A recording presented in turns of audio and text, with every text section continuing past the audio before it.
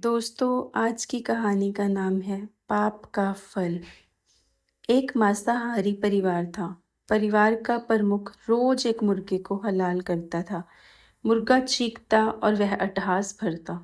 उसके 3 अबोध बच्चे थे। बड़ा करीब 4 वर्ष का था, दूसरा 2.5 वर्ष का था और तीसरा गोद का बच्चा था। उसके बच्चे जब पिता के इन कृत्यों को देखते तो उन्हें लगता कि उनके पिता कोई खेलते हैं और पिता को उसमें बड़ा आनंद आता है।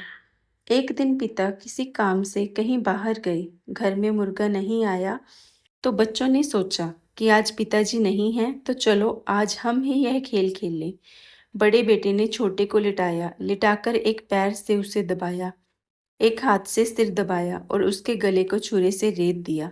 जैसे ही गला रेतता बच्चा चीख पड़ा। भाई की चीख सुनकर यह भी घबरा भागा।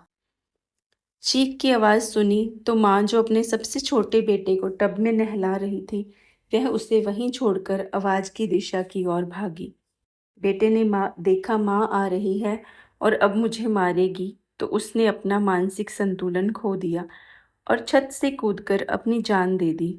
तो इधर वह बेटा भी गले की नस कट जाने के कारण मर चुका था। माँ दोनों बेटों का हाल देखकर वहीं मूर्छित होकर गिर गई।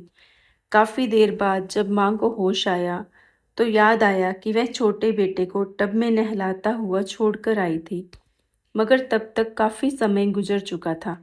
जब वह नीचे आई तो उसकी गोद का बालक टब में ही शांत हो चुका था। ये है पाप का कहर।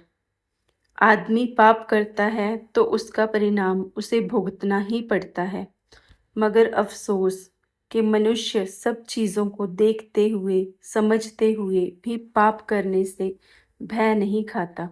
जो बोएंगे वैसा ही काटेंगे।